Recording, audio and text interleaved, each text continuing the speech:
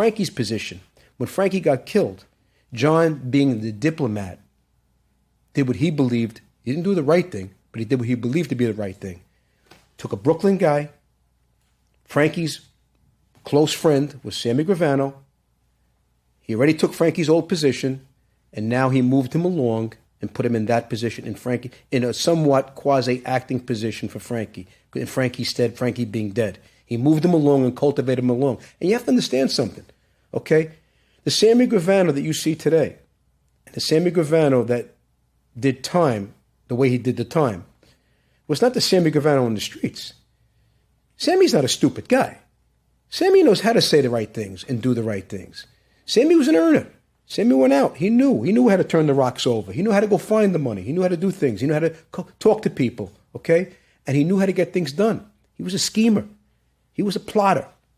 He was one of those guys. It takes a unique character to lure your best friend into a place and fully knowing, and you're having a cup of coffee and you can kill him right there on the spot. I'm not sure I'm qualified to do that. In fact, I believe I'm not, okay? So that just goes to tell you the depth of his character. So if he can do something like that, what else could he do? There's different people, you know. Well, I used to say this, not to interrupt you, please. I used to say this.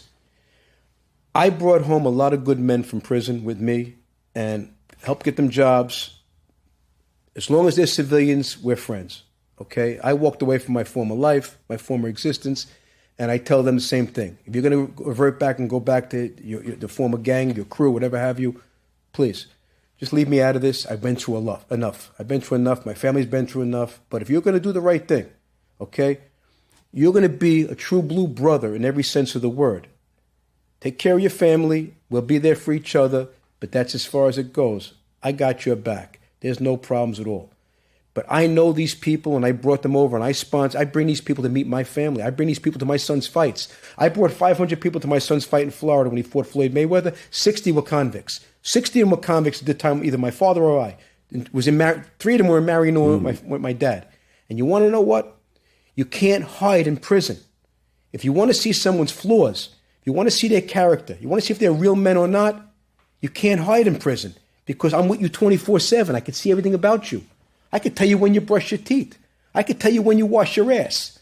You can't hide in prison. In the streets, you could hide. You could hide. You see me 4 times a week for 2 hours each time or an hour, and you say the right things. You comport yourself. You open the umbrella when you have to open the umbrella. You open the door when you have to open the door. You walk like a gentleman. You talk like a gentleman. You know exactly when you should speak, okay? When the boss isn't present, when the boss walks in the room, when the chief walks in the room, in his presence, you know when you're supposed to speak and when you're not supposed to speak. Sammy knew those things. You see him in the pictures holding the umbrella for my father. You see him. You see him opening the door. You see him. You see him pushing John Miller and the reporters back out of the way when John is walking down the street. You see him. He did his job. Did a pretty good job. Okay? But again, it goes back to come full circle what John said. You can't put a guy in that position unless you know if he's capable of doing time. My father used to say this, and he said this in Marion, Illinois. And he was a hypocrite in this respect. He said, John, looking back, to be a street guy and to live this life the right way, you should never get married. You should never have kids. Never get married, never have kids. You have to devote yourself to this. And every guy would have to qualify, should do 1 year in Marion, Illinois, in a lockdown, maximum level 6 prison. This is the worst of the worst. Show me you could do this. You could do anything. Okay? Now I know you ain't going to flip. You ain't going to turn on your brotherhood. You ain't going to turn. You're going to be a man because your honor is going to keep you intact. Sammy wasn't capable of doing any of that. He fell apart the moment he went to jail.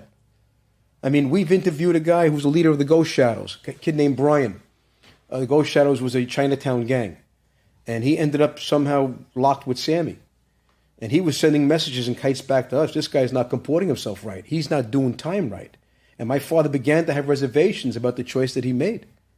And then shortly thereafter, several months later, sure enough, in the middle of the night, they walked him out, and we found out the next day. And my father was dead. That was him sitting there in the visiting room and questioning what he did. He didn't put the blame on anybody else. He put the blame on himself because he made up until that point, he made all the right calls. I believe he did. I mean, as now an outsider looking in, I believe John made the right calls. I did. I think he put the right people in place. He had tremendous amount of loyalty.